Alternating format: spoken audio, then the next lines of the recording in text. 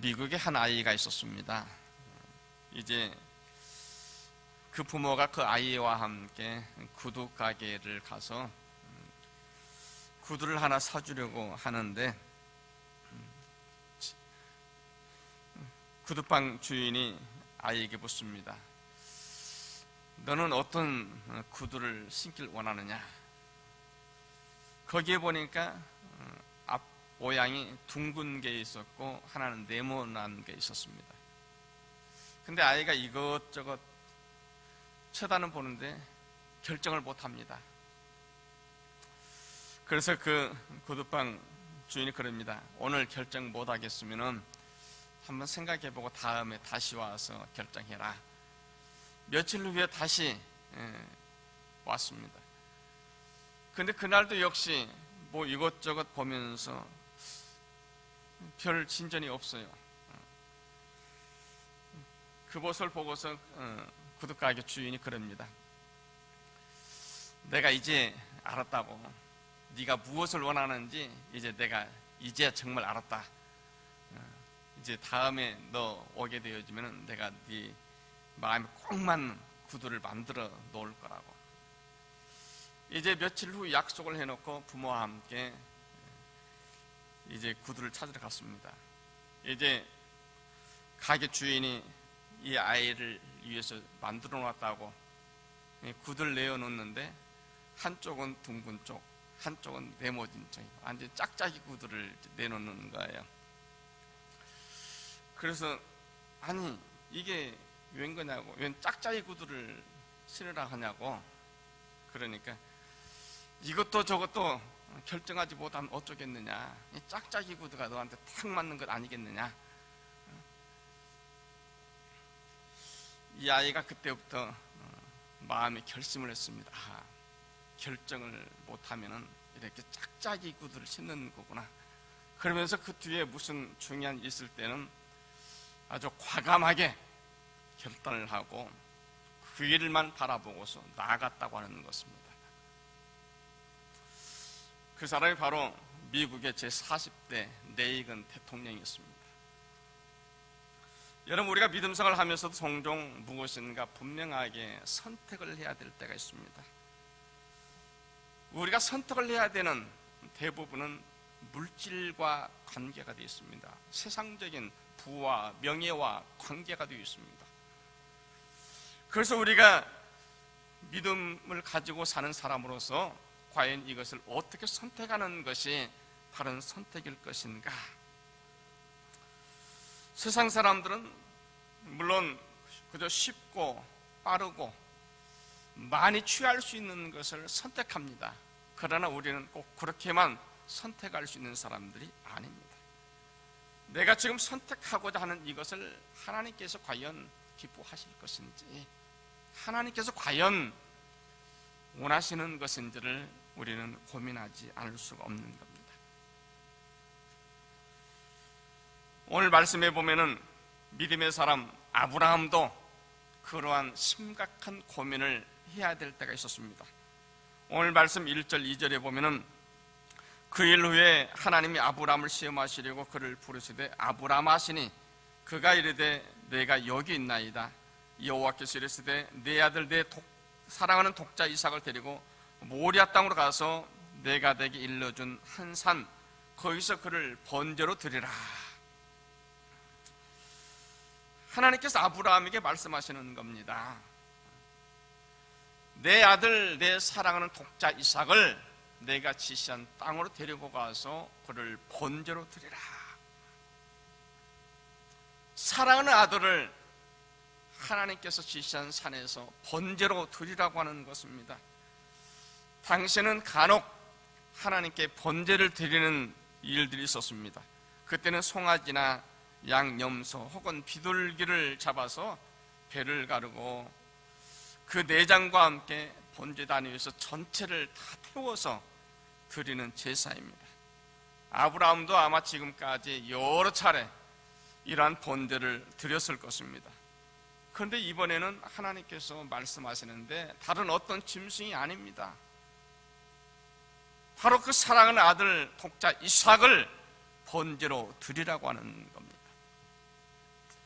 정말 큰 위기가 아닐 수가 없습니다.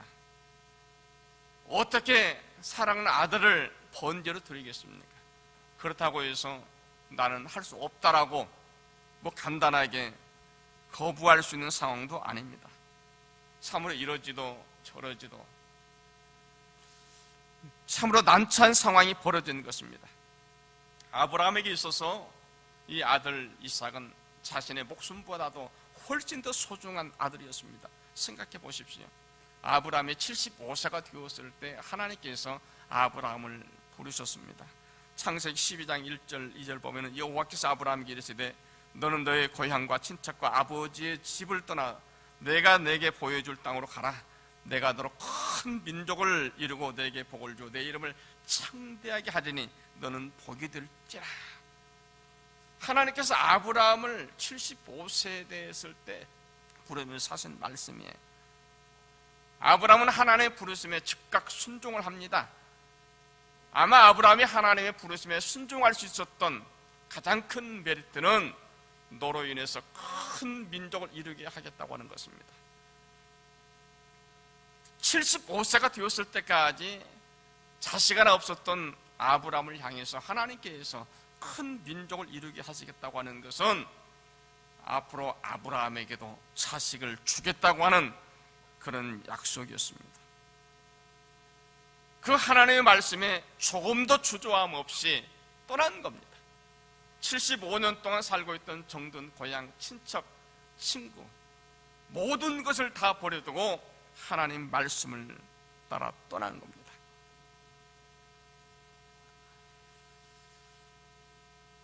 그리고 하나님이 아브라함이 이제 가나안 땅에 이르렀을 때 말씀하십니다. 동서남북을 바라보아라. 내가 보는 모든 곳을 다 너에게 주리라. 그런가 하면 또 애굽에 내려갔다가 다시 올라왔을 때에도 말씀합니다. 내가 이리저리 다 다녀보아라. 내가 밟는 모든 땅을 너와 내 후손에게 주리라.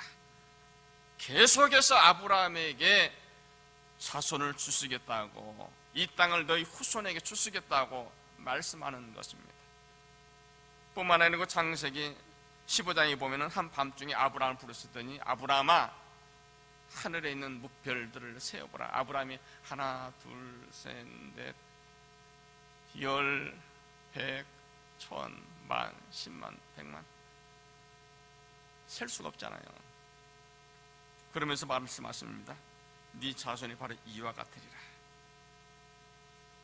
정말 나이 많은 아브라함을 부르셔서 계속해서 너로 큰 민족을 이루게 하시리라.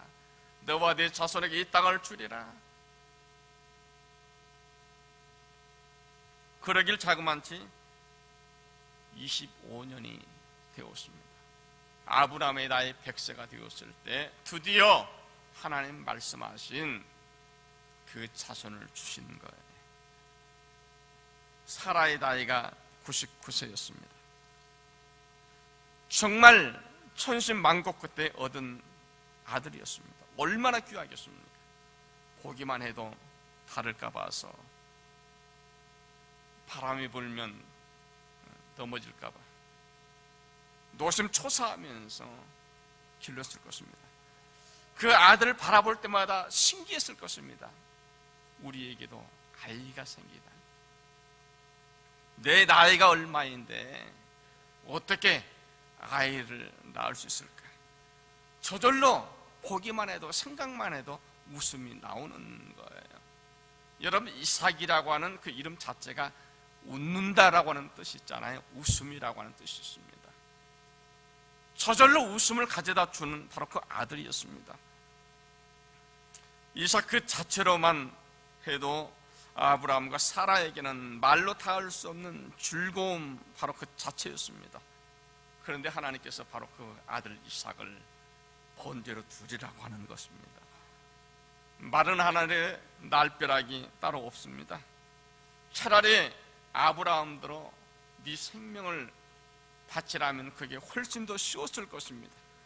그런데 목숨보다도 더 소중하게 생각하던 그 아들을 바치라는 거예요. 그것도 번제단 위에서 짐승을 태워드리던 그 방식대로 드리라고 하는 것입니다. 여러분, 이러한 상황을 어떻게 이해해야 됩니까? 보통 이성으로서는 도저히 이해할 수도 없고 받아들일 수도 없습니다. 다른 사람도 아닌 아브라함에게 하나님께서 그러한 명령을 하셨습니다. 아브라함은 그동안 하나님의 말씀이면 그 어떤 말씀이건 간에 즉각적으로 늘 순종하는 삶을 살아왔던 사람입니다. 여러분, 무엇을 이야기합니까? 믿음생활을 하면서도 간혹 이러한 신앙 위기가 찾아올 수 있다고 하는 것입니다.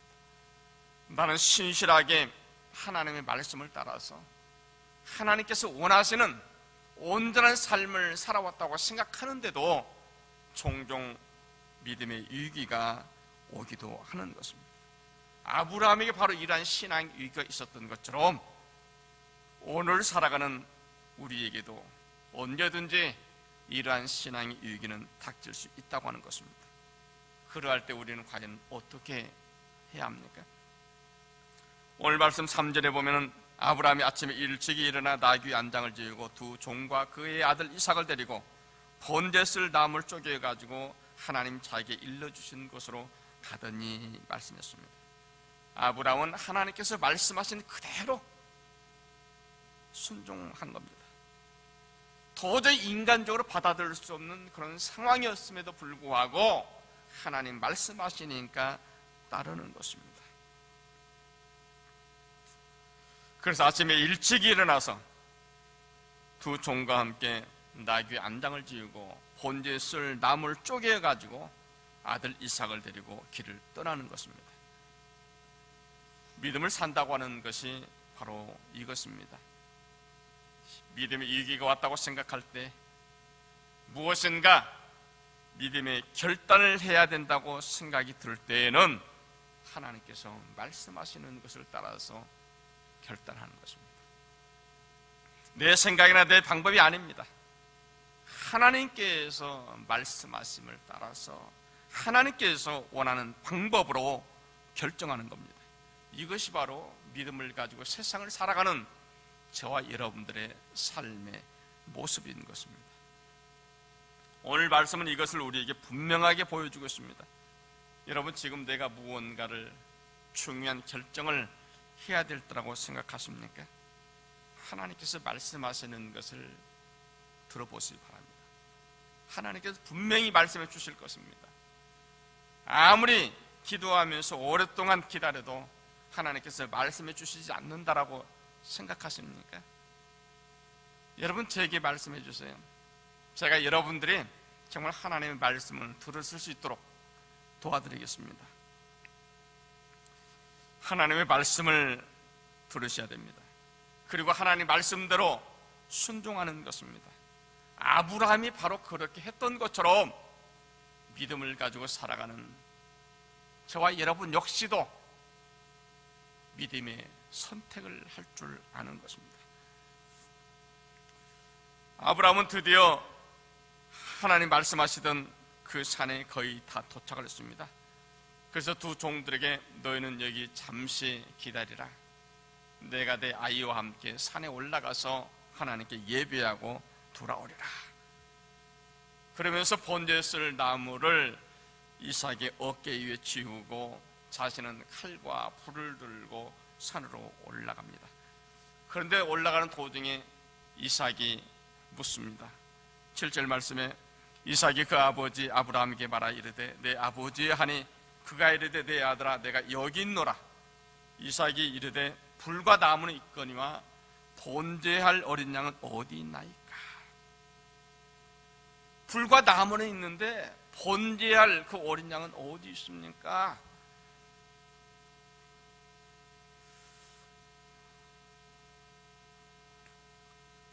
아들의 묻는 질문에 갑자기 심장이 오래 늦듯이 찌르는 큰 아픔이 임합니다. 차마 하나님께서 너를 번제로 드렸다라고 말 못합니다.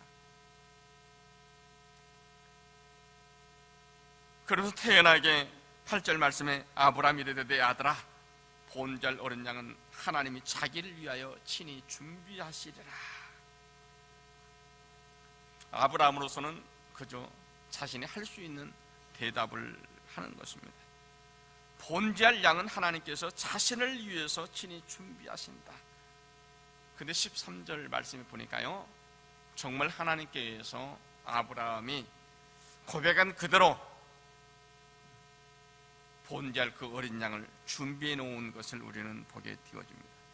근데 말씀을 자세히 보면 사실 그게 아니잖아요.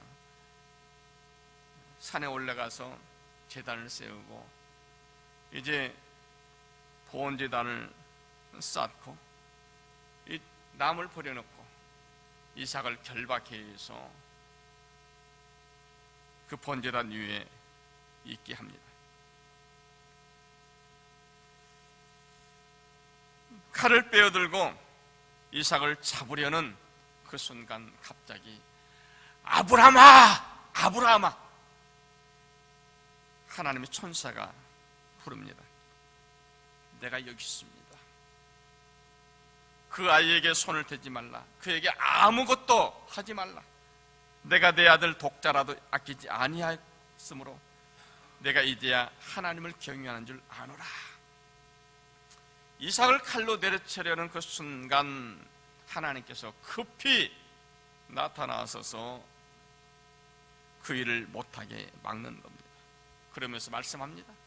이제야말로 네가 하나님을 정말 경외하는 줄을 알겠노라. 13절 14절에 아브라함이 눈을 들어 살펴본 적 한 숫양이 있는데 뿔이 숯불에 걸렸는지라 아브라함이 가서 그 숫양을 가져다가 아들 대신하여 번제로 드렸더라. 아브라함이 그 땅 이름을 여호와이레라 하였으므로 오늘날까지 사람들이 이르기를 여호와의 산에서 준비되리라 하더라. 사실 하나님께서는 처음부터 이삭을 죽이려 하시는 것이 아니었습니다. 하나님이 원하시는 것은 아브라함이 과연 하나님을 온전히 경외하느냐, 이것을 보기 원하셨습니다. 그래서 1절 말씀을 다시 보면은 하나님이 아브라함을 시험하시려 그를 부르시니, 이런 말씀. 아브라함을 시험하시기 위해서, 아브라함의 믿음을 확인해 보기 위해서 하나님께서 그 믿음을 시험하신 겁니다. 그런데 아브라함은 하나님의 믿음에 대한 시험을 잘 통과한 겁니다. 그리고 하나님께서 말씀하십니다. 뒤에 15절부터 보면은 여호와의 사자가 하늘로부터 두 번째 아브라함을 불러 이르시되 여호와께서 이르시기를 내가 나를 가리켜 맹세하노니 내가 이같이 행하여 내 아들 내 독자도 아끼지 아니하였은즉 내가 내게 큰 복을 주고 내 씨로 번성하여 하늘의 별과 같고 바닷가의 모래와 같게 하리니 내 씨가 내 대적을 성문을 찬지하리라. 또 내 씨로 말미암아 천하 만민이 복을 받으니 이는 내가 나의 말을 준행하였음이니라 하셨다. 하나님께서 믿음의 시험을 통과한 아브라함에게 더 큰 축복을 허락해 주신 것입니다. 사랑하는 성도 여러분, 하나님께서는 종종 우리의 믿음을 보이라 말씀하십니다. 믿음으로 행하실 수 있기 원합니다.